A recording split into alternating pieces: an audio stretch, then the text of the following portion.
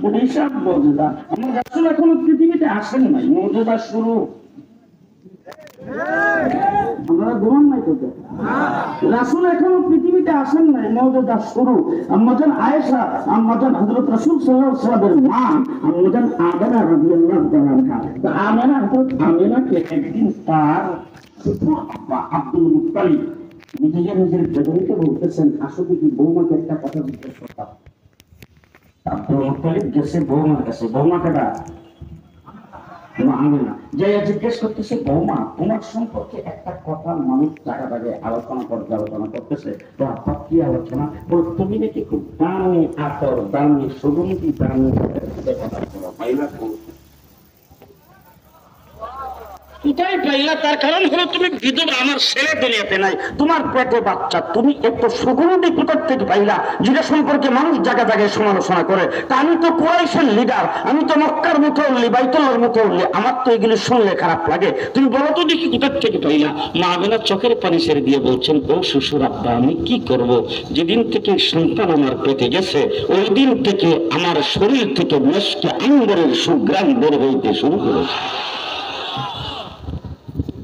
মুহাম্মদুর রাসূলুল্লাহ সাল্লাল্লাহু আলাইহি ওয়াসাল্লামের মা আমেনা আব্দুল মুত্তালিবকে ডাক দিয়ে বলে, ও শ্বশুর আব্বা, শুধু তাই না, শরীর থেকে সুঘ্রাণ বের হয়, শুধু তাই না, যেদিন থেকে সন্তান পেটে গেছে ওই দিন থেকে ঘর থেকে বের হয়ে যখন শক্ত পাথরের মধ্যে পা দেয়, পাথরটা রুই তোলার মতো নরম হয়ে যায়। ও শ্বশুর আব্বা, যেদিন থেকে সন্তান পেটে গেছে ওই দিন থেকে আমি যখন ঘর থেকে রৌদ্রের মধ্যে বের হয়, কোথার থেকে যেন আমার মাথার উপরে আকাশের মেঘ আইসা ছায়া ধারণ করে। ও শ্বশুর আব্বা, যেদিন থেকে সন্তান পেটে গেছে ওই দিন থেকে আমি যখন রাস্তায় বের হয়, রাস্তার ধারের গাছগুলি আমার সামনে মাথা নত করে আমাকে সালাম করতে থাকে। যেদিন থেকে সন্তান পেটে গেছে ওই দিন থেকে আমি চক্ষু বন্ধ করলে দেখি চন্দ্র সূর্য তারকাগুলি আমাকে সালাম পেশ করতেছে। মুহাম্মদুর রাসূলুল্লাহ সাল্লাল্লাহু আলাইহি ওয়াসাল্লামের চাচার নাম হলো আবু তালেব। রাসূলুল্লাহ সাল্লাল্লাহু আলাইহি ওয়াসাল্লামকে একদিন বলতেছেন, ভাতিজা, আমি কিন্তু তোমার সম্পর্কে অনেক কিছু জানি। ভাতিজা বলতেছেন, চাচা আপনি কি জানেন? বলে, আরে বাবা, কিছু আমি নিজে চোখে দেখছি আর কিছু তোমার মার কাছে শুনছি। বলে, কি দেখলেন আর কি শুনলেন? বলে, তোমার মা বলছে যেদিন তুমি জন্মগ্রহণ করেছো ওই দিন তোমার মার কুফিতে তেল নাই। আপনারা ডিজিটাল যুগের মানুষ কুফি চিনেন না তো? জি, কুফিতে তেল নাই, যার ফলে তোমার মা ওই দিন ঘরের মধ্যে কোনো আলো জ্বালাইতে পারে নাই, লাইট জ্বালাইতে পারে নাই। কিন্তু তুমি শেষ রাত্রে বেলা সুবে সাদেকের সময় জন্মগ্রহণ করেছো, অন্ধকার রাত্রিতে। তোমার মা বলছে তুমি তোমার মায়ের পেটের থেকে বের হইতে দেরি হয়েছে, গোটা ঘরটা সূর্যের মতো আলোকিত হইতে দেরি হয়নি। আবু তালিব বলতেছেন, ভাতিজা আরো জানি। বলে, চাচা আর কি জানেন? বলে, আরো আশ্চর্য খবর তোমার মার কাছ থেকে শুনছি। অন্যান্য মার সন্তান যখন জন্মগ্রহণ করে তো ডেলিভারি কেসে কিন্তু অনেক মহিলা মারাও যায়, ঠিক না বেঠি? তোমার মা বলছে তুমি যখন জন্মগ্রহণ করেছো তোমার মার নাকি কোনো কষ্ট হয়নি।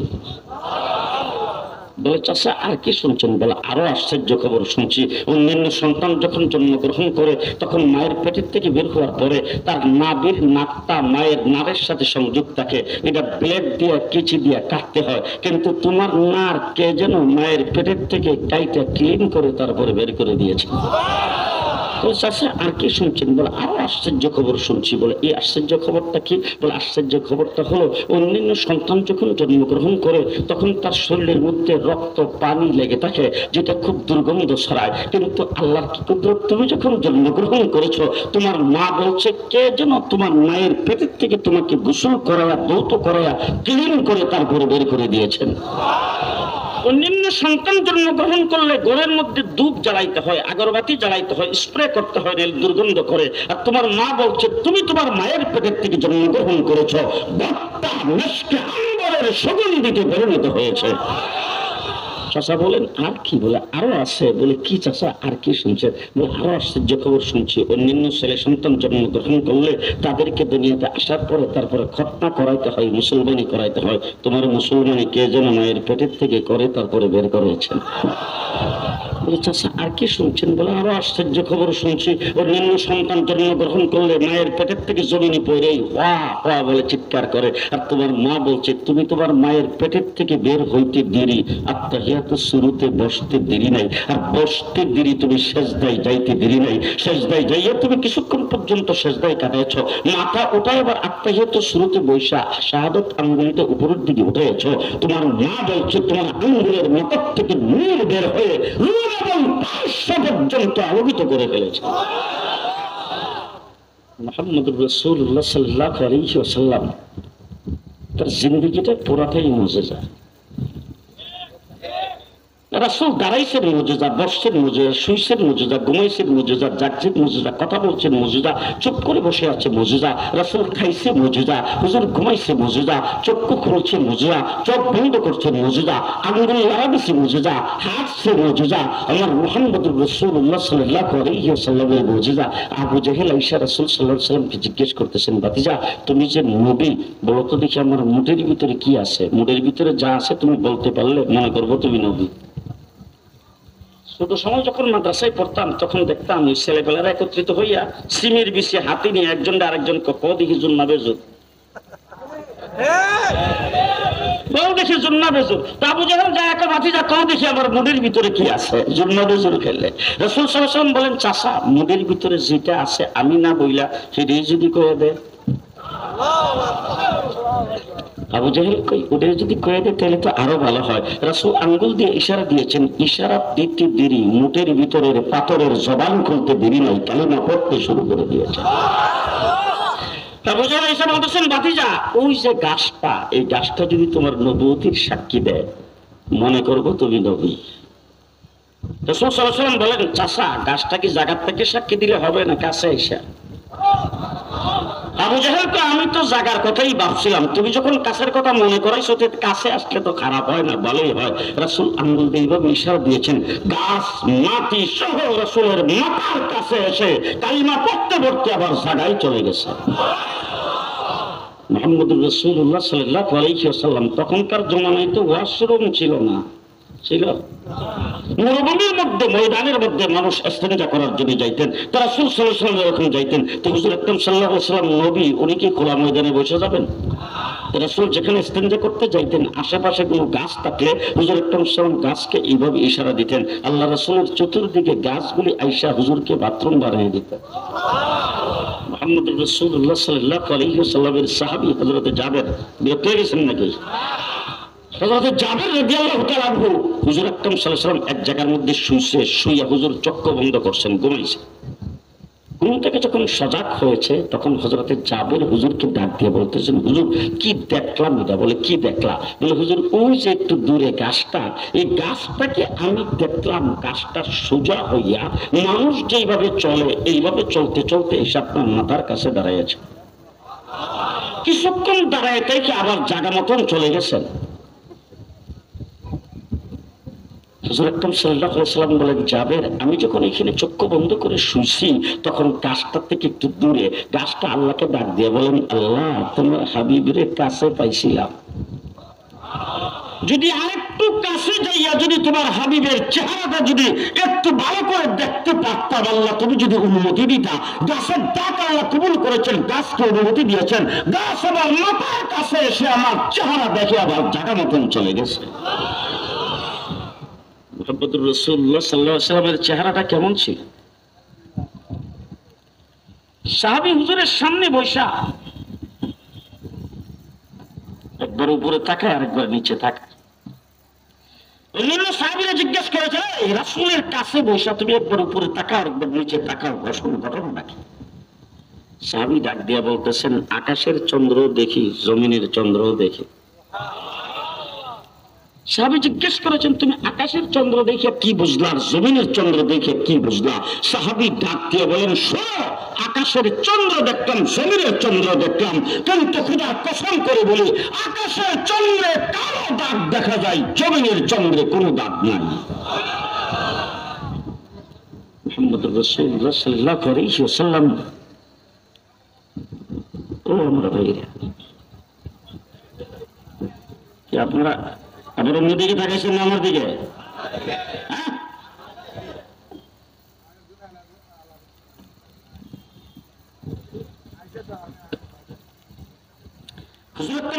জন্মগ্রহণ করেছেন, তো মা আমেনা রাসূলের চেহারাটা দেখতেছে,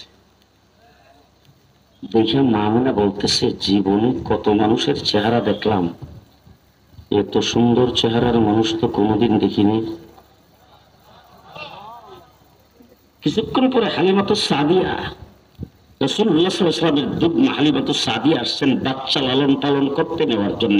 আয়েশা হালিমাতুস সাদিয়া কোলে নিছেন, বাচ্চাটা কোলে নিয়ে হালিমাতুস সাদিয়া বলতেছে, আমেনা আপনি তো হইলেন একজন গৃহিণী, আর আপনি কুরাইশ বংশের বউ, আপনি তো বাহিরে যাইয়া সবকিছু দেখেন নাই, আমি তো হাজার হাজার মানুষের চেহারা দেখেছি, আর বাচ্চা পালন করাই হইল আমার গোষ্ঠী জ্ঞাতি এলাকার মানুষের কাজ। সুতরাং আমি হাজার হাজার বাচ্চা মানুষের লালন পালন করতে দেখেছি, আর বাচ্চাগুলি সব কুরাইশ বংশের মক্কা নগরীর থেকে নেই। এই মক্কা নগরীতে বারবার আসা যাওয়া করি, আর কত মানুষের চেহারা দেখি। এরকম হাজার হাজার মানুষের চেহারা দেখার পরে আমি হালিমাতুস সাদিয়া বলতেছি, আমার চোখে জীবনে এত সুন্দর বাচ্চা, এত সুন্দর মানুষের চেহারা কোনোদিন দেখিনি।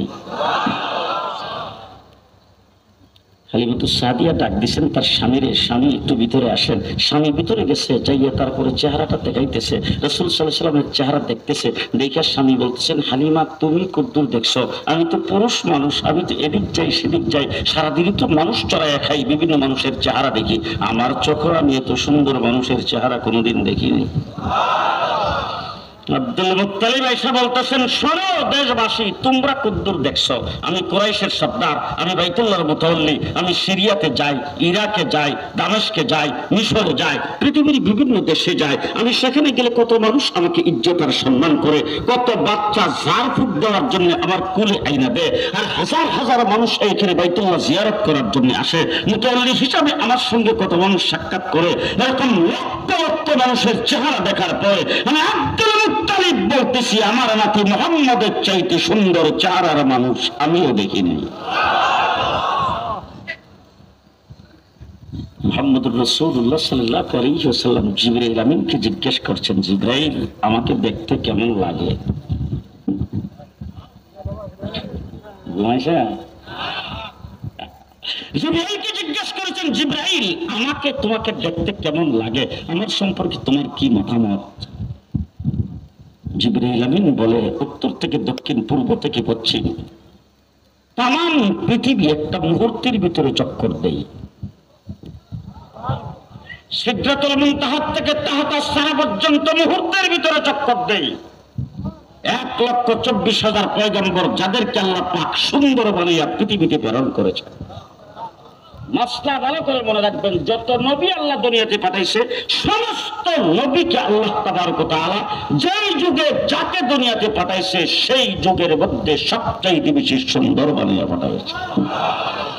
আদম আলাইহিস হযরত জিবরাইল আমিন বলেন, আমি আদম থেকে ঈসা পর্যন্ত সমস্ত নবীর চেহারা দেখেছি, সমস্ত নবীর কাছে উহি নিয়ে গেছি। আর ইউসুফ আলাইহিস সালামকে আল্লাহ পাক সুন্দর বানিয়েছেন, কুয়ার ভিতরে আমি তাকে হাত দিয়ে ধরে রেখেছিলাম। হযরত আদম আলাইহিস সালামকে জান্নাতের ভিতরে দেখেছি, হযরত ইব্রাহিম আলাইহিস সালামকে নমরুদের আগুনে দেখেছি, হযরত নূহ আলাইহিস সালামকে কিস্তিতে দেখেছি, হযরত মূসা আলাইহিস সালামকে কুহে তুরে আল্লাহর সঙ্গে কথা বলতে দেখেছি, হযরত ঈসা আলাইহিস সালামকে দোলনায় বসে কথা বলতে দেখেছি।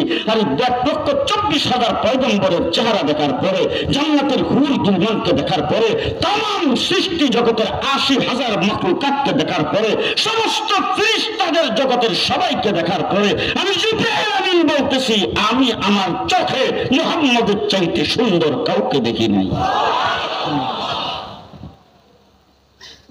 আরেকটা কথা মনে ছিল বলবো, হ্যাঁ? শাহ আব্দুল আজিজ মুহাদ্দিস দেহলভী রাহমাতুল্লাহি আলাইহি নাম শুনছেন? নাম শুনছেন? নামটা না শুনলে আজকে ভালো করে শুনবেন এবং মুখস্থ করবেন। শাহ আব্দুল আজিজের জন্ম না হলে দেশ কোনদিন স্বাধীন হতো না, আজাদ হতো না। শাহ আব্দুল আজিজ মুহাদ্দিস দেহলভী রাহমাতুল্লাহি আলাইহি ওই ব্যক্তি আজকে যারা দার্শনিক বলে, বুদ্ধিজীবী বলে দাবি করে, দেশপ্রেমিক বলে দাবি করে, তাদেরকে বলতে চাই ভালো করে সরে রাখো। এই সমস্ত ইতিহাস আজকে আমাদের কলেজ ইউনিভার্সিটিতে আমাদের দেশের সন্তানদেরকে পড়ানো হয় না। ইংরেজ যখন এই দেশ দখল করেছে রাজনৈতিক দলের অভাব ছিল না, বড় বড় রাজনৈতিক দল ছিল। 56,000 বর্গ মাইলের দেশ বাংলাদেশ। ভারতবর্ষটা কত বড় দেশ, বড় যেহেতু রাজনৈতিক দল বড় না ছোট? বড় দেশের বড় রাজনৈতিক দল, ঠিক না ঠিক? এই সমস্ত বড় বড় রাজনৈতিক দলের লিডার ছিল, সভাপতি ছিল, সেক্রেটারি ছিল, বড় বড় রাজনৈতিক দলের বড় বড় লিডার ছিল। কোন লিডার, কোন নেতা ইংরেজের বিরুদ্ধে কথা বলবে দূরের কথা, ইংরেজের সঙ্গে লাইন লাগায়া জায়গা জমির বরাদ্দ নিয়েছে, বড় বড় পদ পদবি তারা বাগায় নিয়েছেন। ইংরেজের বিরুদ্ধে একটা টু শব্দ করার সাহস পাই নাই। ইংরেজের বিরুদ্ধে সর্বপ্রথম যদি শব্দ করে থাকে, জবান যদি কেউ খুলে থাকে, বক্তৃতা যদি কেউ দিয়ে থাকে, একজন মৌলবী দিয়েছেন, তার নাম শাহ আব্দুল আজিজ মুহাদ্দিস দেহলভী রাহমাতুল্লাহ।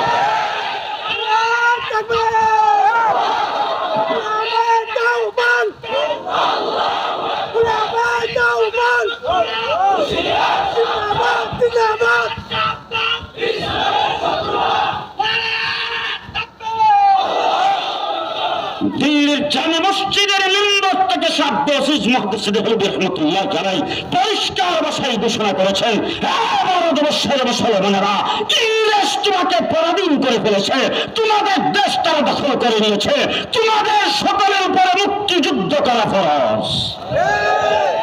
আব্দুল আজিজ মুহাদ্দিস দেহলভী রাহমাতুল্লাহ আলাইহির সেই ফতোয়ার উপরে ভিত্তি করে বালাকোটের ময়দানে 1831 খ্রিস্টাব্দে শাহ সৈয়দ আহমদ দেহলভী রাহমাতুল্লাহ আলাইহি শাহ ইসমাইল শহীদ শাহাদাত বরণ করেছেন। তার ফতোয়ার উপরে ভিত্তি করে টিপু সুলতান শাহাদাত বরণ করেছেন।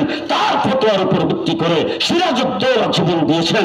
তার ফতোয়ার উপরে ভিত্তি করে 1857 খ্রিস্টাব্দে কাসেম নানকি রাহমাতুল্লাহ আলাইহির বাহিনী শামের যুদ্ধে ইংরেজের বিরুদ্ধে লড়াই করেছেন। মাদ্রাসার ছাত্র আলেম উলামায়ে কেরাম বুক টান করে চলতে হবে এই দেশে। এই দেশের স্বাধীনতার মূলে আমরা, যদি আমার কাসেম নানকি রাহমাতুল্লাহ আলাইহির জন্ম না হতো, দেশ স্বাধীন হতো না। 1857 সালে হাফেজ জামিন শহীদ রাহমাতুল্লাহ আলাইহি শামিলের যুদ্ধে শাহাদাত বরণ করেছেন। এরপরে আমার আলেম উলামায়ে কেরামের 14,000 আলেমকে একদিনে ফাঁসির কাস্টে ঝোলানো হয়েছে। আজকে যদি বাংলাদেশ, ভারত, পাকিস্তানের মাটি তালাশ করা হয়, উলামায়ে কেরামের রক্তের সাক্ষী দেবে। দেশের জন্য জীবন আমরা দিয়েছি, রক্ত আমরা দিয়েছি। দেশকে স্বাধীন করার জন্য, ইংরেজকে দেশ থেকে বিতাড়িত করার জন্য রক্ত আমরা দিয়েছি। পরিষ্কার ভাষায় বলতে চাই, আমার দেওবন্দ মাদ্রাসার সর্বপ্রথম ছাত্র মাহমুদ হাসান দেওবন্দি যদি রেশমি রুমাল আন্দোলন না করতেন, দেশ স্বাধীন হতো না। হুসাইন আহমদ বান্দানী রাহমাতুল্লাহ আলাইহি কুটকুটে দাঁড়াইছেন, লাহোরের কাঠগড়ায় দাঁড়াইছেন। সেখানে যাইয়া যদি উচ্চ কণ্ঠে বিচারপতির বিরুদ্ধে বক্তৃতা না দিতেন, করাচিতে 144 দ্বারা ভঙ্গ করে তারপর যদি সেখানে বক্তব্য না রাখতেন, যদি বুক টান করে না দাঁড়াইতেন, জাফর আহমদ উসমানী আর শিববে আহমদ উসমানী যদি স্বাধীনতার পতাকা 1947 না উড়াইতেন, দেশ স্বাধীন হতো না। দেশের স্বাধীনতার মূলে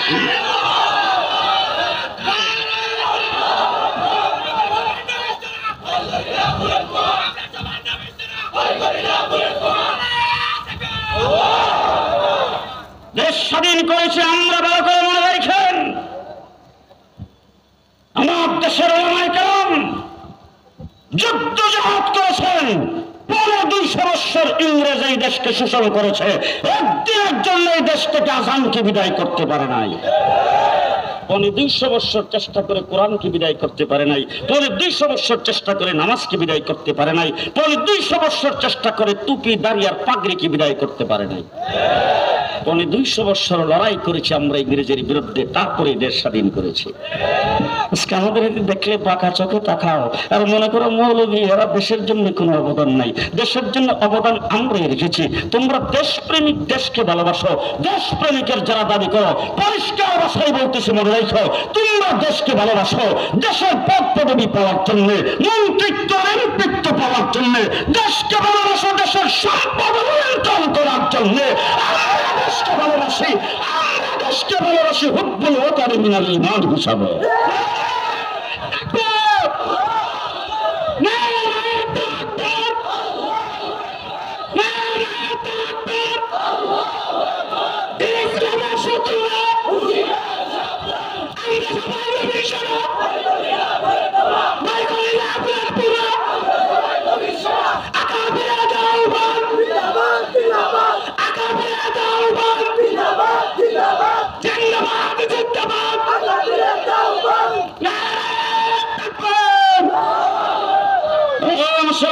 সত্যিকার দেশপ্রেমিক যদি তাকে ওলামায়ে কেরাম আছে। আজকে দেশের 56,000 বর্গ মাইল স্বাধীন, ভালো করে মনে রাখবেন। কৃষক, শ্রমিক, মেহনতি মানুষ, ভালো করে মনে রাখবেন। 56,000 বর্গ মাইল স্বাধীন সার্বভৌম বাংলাদেশে আমরা বসবাস করি। আজকে যদি স্বাধীনতার উপর আক্রমণ আসে, বাংলাদেশের স্বাধীনতা যদি হতে চলে, দেশের জন্য যদি সর্বপ্রথম রক্ত দিতে হয়, আর রক্ত দিবে মাদ্রাসার ছাত্ররা।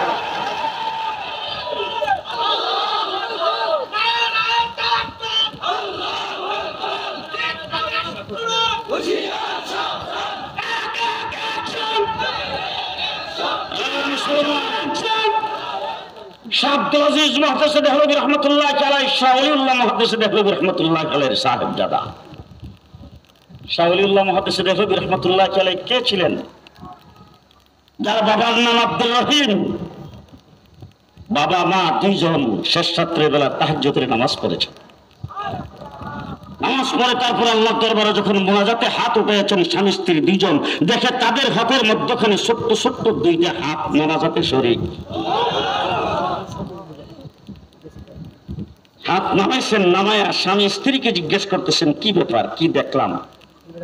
বলতেছেন স্বপ্নে দেখলাম না। কি বলেন? কি বলেন? কি দুইজন একসাথে একটু আগে ঘুম থেকে উঠলাম, ওইটা গোসল করলাম, তারপরে নামাজ পড়লাম, এরপরে দুইজন একসাথে হাত উঠাইলাম, মোনাজাত করলাম, আবার এখন তো কথা বলতেছি, আমরা কি ঘুমের থেকে না জাগ না? স্বামী বলতেছি ঠিক আছে চলো আরো 2 রাকাত নামাজ পড়ি, নামাজ পড়ে আবার মোনাজাত করি। 2 রাকাত নামাজ পড়ে যখন আবার হাত উঠেছেন, দেখেন দুইটা হাত, তাদের দুইটা হাতের মধ্যে জিগজিগ করতেছে। এইভাবে 3 বার দেখার পরে সকালবেলা যাইয়া একজন বড় হুজুরের কাছে গেছেন, একজন বুজুর্গের কাছে যাই বলছেন হুজুর শেষ রাত্রিবেলা তাহাজ্জুদের নামাজ পড়ে যখন হাত উঠাইলাম তখন দেখতেছি শুধু শুধু দুইটা হাত আমাদের হাতের সাথে মোনাজাতে শরীক হয়েছে। ওই বুজুর্গ ব্যক্তি চোখের পানি ছেড়ে দিয়ে ডাক দিয়ে বলছেন, শোনো, তোমাদের গর্ভে একটা সন্তান জন্মগ্রহণ করবে, যেই সন্তান বিশ্ববিখ্যাত আল্লাহর ওলি হবে। সেই শাহ ওলিউল্লাহ মুহাদ্দিস দেহলভী রাহমাতুল্লাহ আলাইহি যিনি সর্বপ্রথম এই ভারতবর্ষে কোরআনে কারিমের তরজমা করেছেন। এর আগে কোরআনে কারিমের তরজমা ভারতবর্ষে হয় নাই। সর্বপ্রথম কোরআনে কারিমের তরজমা করেছেন শাহ আব্দুল আজিজ মুহাদ্দিস দেহলভী। এই ভারত উপমহাদেশে সর্বপ্রথম হাদিসের দর্শ শুরু করেছেন, হাদিস পড়ানো শুরু করেছেন শাহ ওলিউল্লাহ মুহাদ্দিস দেহলভী রাহমাতুল্লাহ আলাইহি। আমরা কিন্তু লেজ কাটা না, আমরা লেজ কাটা, আমরা গোড়া আছে কিন্তু কথা পায় না। ঠিক না বেঠে? পরিষ্কার ভাষায় শুনছি, মনে রেখেন। আজকে যদি কোনো ব্যারিস্টার, ডাক্তার, ইঞ্জিনিয়ার, প্রফেসর, বড় শিক্ষিত বুদ্ধিজীবী, তাকে যদি জিজ্ঞেস করেন তোমার শিক্ষাটা কোথা থেকে শুরু হয়েছে কেউ তো দেখি, কোথা থেকে শুরু হয়েছে কেউ তো দেখি। কেউ কেউ বলবে আমার শিক্ষা ললিত কলা একাডেমি থেকে শুরু, কেউ বলবেন না না বাংলা একাডেমির থেকে, আবার কেউ বলবেন না বিশ্ববিদ্যালয় বোর্ডের থেকে শুরু। আমাকে জিজ্ঞেস করেন, এই সমস্ত ওলামায়ে কেরামকে জিজ্ঞেস করেন তোমার শিক্ষা কোথা থেকে শুরু হয়েছে, আমি পরিষ্কার ভাষায় বলবো আমার শিক্ষা জমিনের মধ্যে শুরু হয়েছে হেরা গুহার থেকে। হেরা গুহা হলো জমিনের মধ্যে সর্বপ্রথম মাদ্রাসা। ঠিক না ঠিক? আজকের বাংলাদেশের নুরানি মাকতাবের কানেকশন হেরা গুহার সাথে, ঠিক কিনা বলেন? ওই জায়গা থেকে শুরু হয়েছে আমাদের শিক্ষা। আজকে প্রত্যেকটা আলেমকে জিজ্ঞেস করেন কোথায় পড়ছো, প্রাইমারি স্কুলে, এরপরে গেছে কোথায়, হাই স্কুলে, তারপরে গেছে কোথায়, এমুক কলেজে পড়ছি, এমুক ইউনিভার্সিটিতে পড়ছি, তারপরে শেষ। কথা কয় না।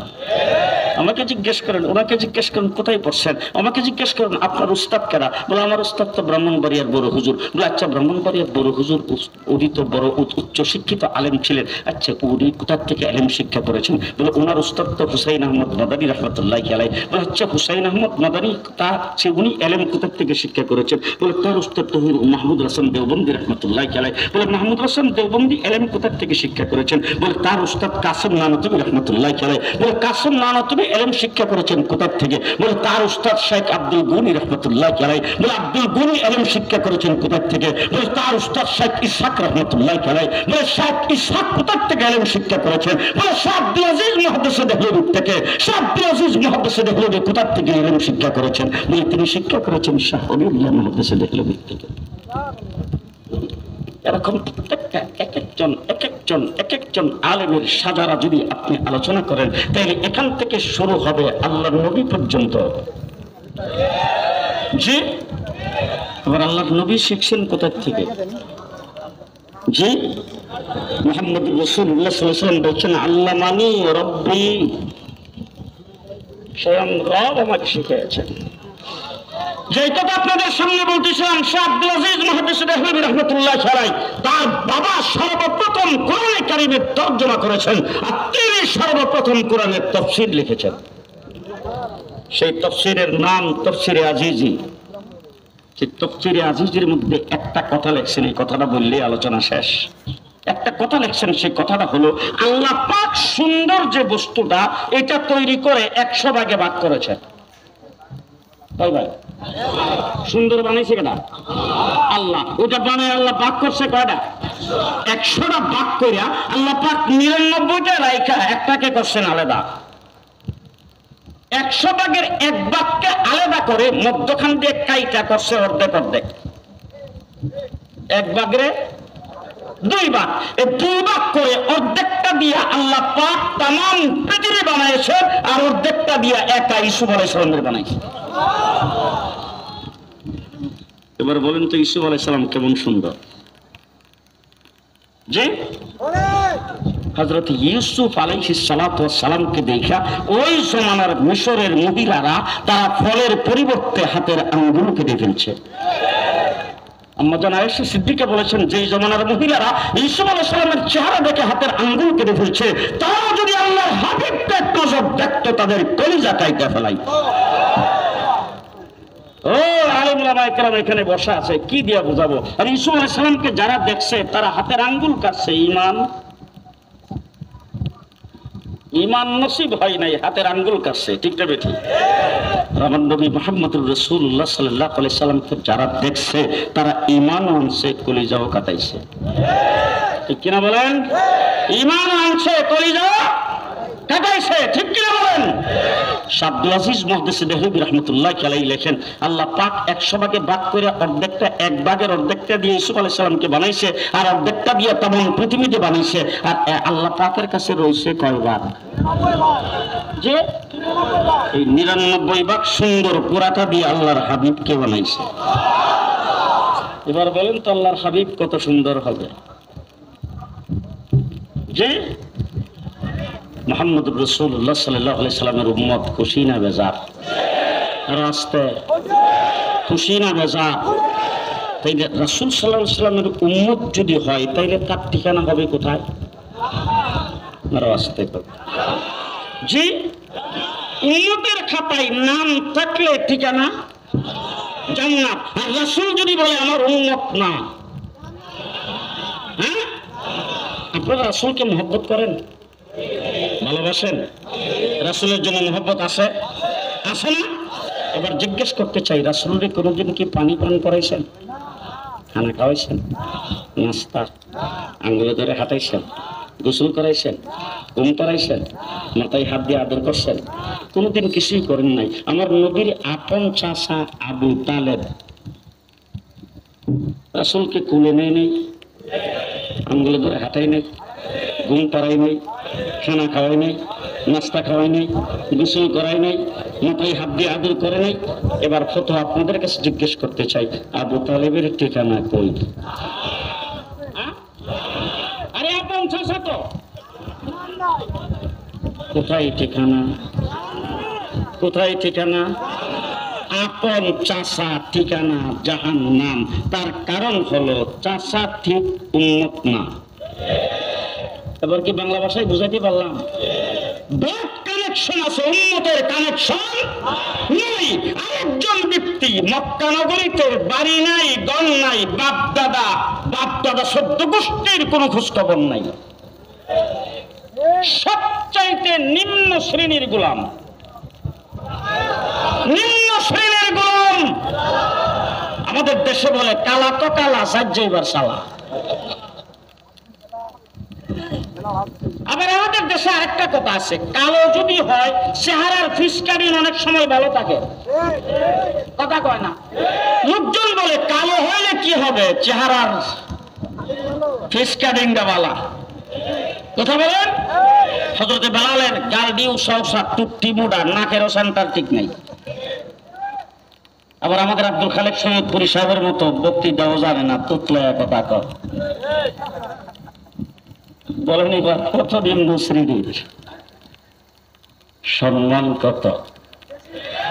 মসজিদে নববীর মুয়াজ্জিন পাল্টাইছে মুসল্লিদের পরামর্শে, নতুন মুয়াজ্জিন শেষ রাত্রে বেলা আজান দিছে, আর মুসল্লিরা খুশিতে বাগবাগ, সবাই মসজিদে আইসা নামাজের জন্য অপেক্ষা করতেছে।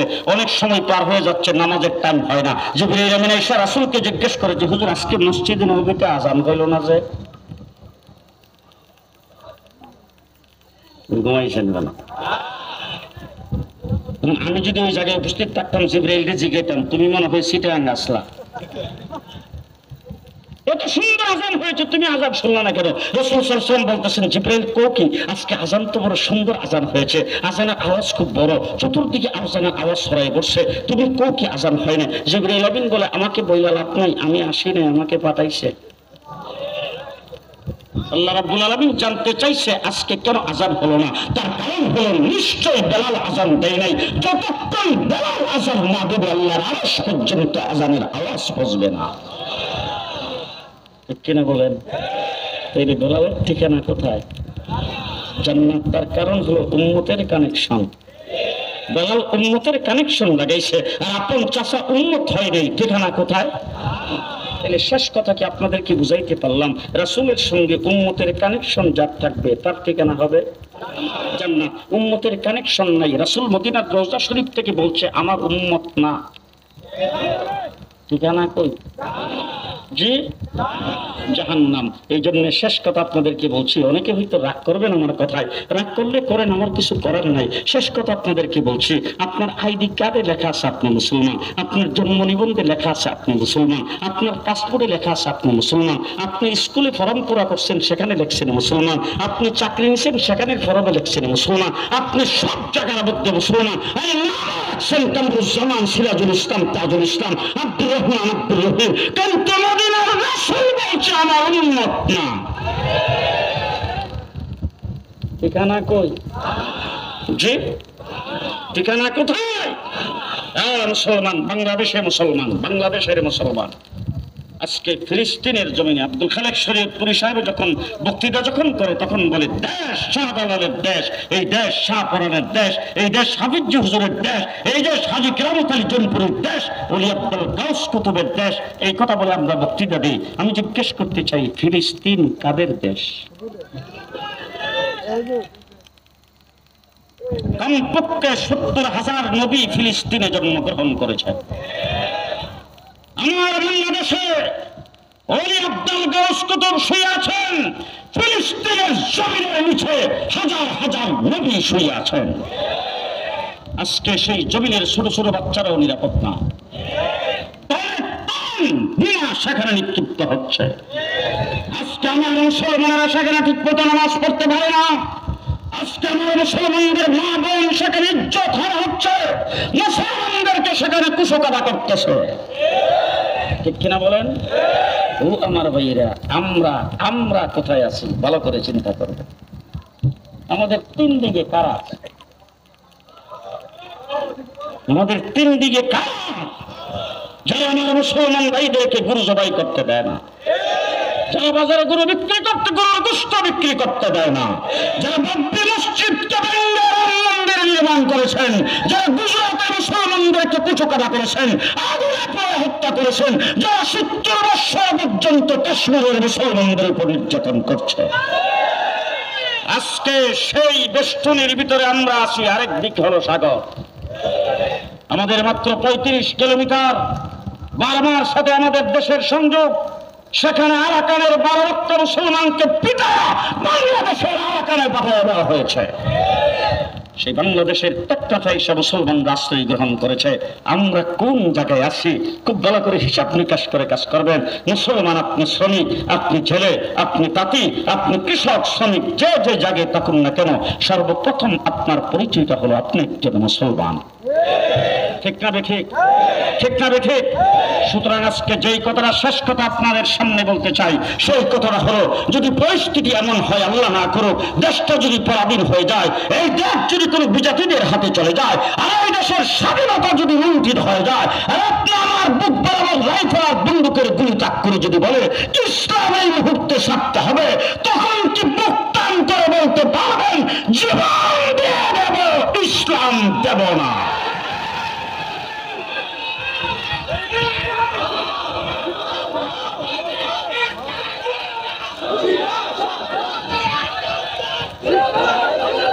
মুসলমান যে যেখানেই থাকুন না কেন, একটা জিনিস আজকে মাহফিল থেকে নিয়ে যেতে হবে, যতই আক্রমণ, যত নির্যাতনে আসুক না কেন, পেটে যদি পাথর বাঁধতে হয় বাঁধবো, জীবন দিয়ে দেব, চল্লা কাটায় দেব, ইমান দেব না, ইসলাম দেব না।